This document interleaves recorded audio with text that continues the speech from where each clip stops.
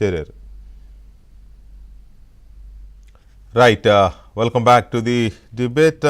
ఆంధ్రప్రదేశ్లో జరిగిన జగన్ హయాంలో జరిగిన లిక్కర్ స్కామ్కు సంబంధించిన దర్యాప్తు ఇంకా దూకుడుగా వెళుతోంది.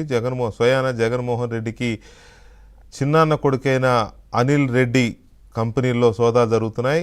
హైదరాబాద్ అండ్ చెన్నైలో ఆ కంపెనీలు ఉన్నాయి. ఆ కంపెనీల్లో సోదాలు జరుగుతున్నాయి. ఇప్పటివరకు జరిగిన దర్యాప్తులు దొరికిన ఆధారాల అనుగుణంగా ఈ సోదాలు జరుగుతున్నాయి. దీంతో ఇంకాస్త లిక్కర్ స్కామ్కు సంబంధించిన దర్యాప్తు వేగవంతమైంది. అసలు బాసు ఎవరో అక్కడ దాకా వెళ్ళడానికి మార్గం సుగమం అవుతోంది సిటీకి, దర్యాప్తు సంస్థలకి అనేది మనకు అర్థమవుతుంది. ఒకసారి దీని మీద లేటెస్ట్ అప్డేట్స్ ఏంటి అనేది మా క్రైమ్ ఇన్ఛార్జ్ ప్రవీణ్ ఇస్తారు. తర్వాత డిబేట్లోకి వెళదాం. ప్రవీణ్, ఇప్పటికే ఏపీ లిక్కర్ స్కామ్ లో ఒకవైపు సిట్, మరోవైపు ఈడీ దర్యాప్తు కొనసాగిస్తుంది. కొద్ది నిమిషాల క్రితమే మనకు అప్డేట్ వస్తుంది. ఇప్పటికే సిట్ మరోసారి మద్యం కుంభకోణం కేసులో వైఎస్ జగన్మోహన్ రెడ్డి సోదరుడు అనిల్ రెడ్డికి చెందినటువంటి 10 కంపెనీల్లో ప్రస్తుతం సోదాలు కూడా కొనసాగిస్తున్నటువంటి పరిస్థితి అయితే స్పష్టంగా కనపడుతుంది. హైదరాబాద్, చెన్నైకి చెందినటువంటి కంపెనీల్లో సోదాలు కొనసాగుతున్నాయి. చెన్నైలోనే దాదాపు 9 కంపెనీలు ఉన్నాయి, హైదరాబాద్ లో 1 కంపెనీ ఉంది. మొత్తం ఈ 10 కంపెనీల్లో కూడా ఏకకాలంలో సిట్ అధికారులు దాదాపు 10 బృందాలుగా విడిపోయి సోదాలు కూడా కొనసాగిస్తున్నటువంటి పరిస్థితి ఉంది. మద్యం ముడుపుల సొమ్ము చెన్నై నుంచి విదేశాలకు షెల్ కంపెనీల ద్వారా వెళ్ళిందని, దానికి ఇప్పటికే సిట్ అయితే కొంత కీలకమైనటువంటి సమాచారాన్ని రాబట్టింది. కొంత మొత్తం మాత్రం హైదరాబాద్ లో ఉన్నటువంటి షెల్ కంపెనీలు, మరికొంత మొత్తాన్ని అయితే మాత్రం చెన్నైలో ఉన్నటువంటి 9 షెల్ కంపెనీల ద్వారా విదేశాలకు ఈ నగదు వెళ్ళిందనేటువంటి అంశాన్ని ఇప్పటికే గుర్తించినటువంటి పరిస్థితి అయితే స్పష్టంగా కనపడుతుంది. ఇక నిన్న జరిగినటువంటి ఈడీ దాడులకు సంబంధించి కూడా ఈ రోజు అధికారికంగా ఈడీ కూడా ఒక ప్రెస్ రిలీజ్ చేసింది. అందులో కీలక అంశాలను కూడా ప్రస్తావించింది. మీరు నిన్న అన్నట్లుగానే దాదాపు 3,500 కోట్లు కాదు, ఇప్పటి వరకు ప్రైమరీ ఇన్వెస్టిగేషన్ లోనే దాదాపు 4,000 కోట్ల రూపాయల వరకు కూడా ప్రభుత్వ ఆదాయానికి గండి పడింది అనేటువంటి అంశాన్ని ప్రస్తుతం ఈడీ అయితే గుర్తించింది.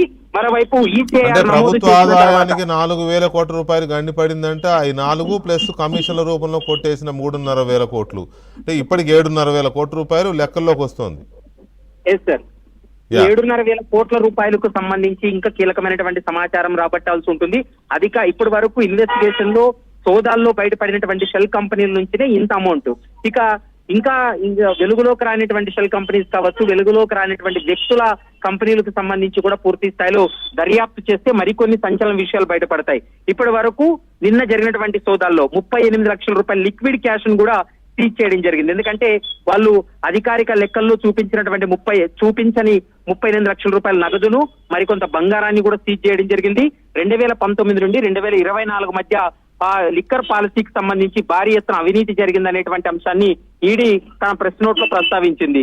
ఇక ఇప్పటికే కొన్ని బ్రాండెడ్ ఏవైతే మద్యం బాటిల్స్ ఉంటాయో దాని ప్లేస్ లో వీళ్ళు కొత్తగా తీసుకొచ్చినటువంటి బ్రాండ్లు కావచ్చు, నకిలీ బ్రాండ్లతోటి మద్యాన్ని అమ్మకాలు చేసి భారీ స్థాయిలోనే 15 నుంచి 20% వరకు కూడా కమిషన్ రూపంలో ముడుపులు తీసుకున్నారనేటువంటి అంశాన్ని ఈడీ అయితే తన సోదాల్లో కావచ్చు, విచారణలో కూడా వెల్లడించినటువంటి అంశాలు కనపడుతుంది. ప్రస్తుతం అయితే ఇటు సిట్టు, మరోవైపు ఈడీ మీరు అన్నట్లుగా 2 ప్యారలల్ గా ఇన్వెస్టిగేషన్ కొనసాగుతుంది. కాబట్టి ఇందులో బిగ్ బాస్ ఎవరనేది మాత్రం త్వరలోనే తేలేటువంటి అవకాశం ఉంటుంది. ఖచ్చితంగా అంతిమంగా లబ్ధి పొందినటువంటి వ్యక్తి ఎవరనేది పూర్తి స్థాయిలో ఇన్వెస్టిగేషన్ లో బయటపడేటువంటి అవకాశం ఉంటుంది.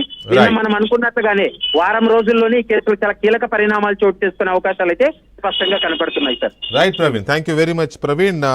ఇక పటాభి గారు, ఈ లిక్కర్ స్కామ్ కు సంబంధించి చాలా స్పీడ్ గానే దర్యాప్తు జరుగుతుంది. ఒకవైపు నుంచి సిట్ చేస్తుంటే నిన్న ఈడీ కూడా మరోవైపు నుంచి మొదలు పెట్టింది కదా.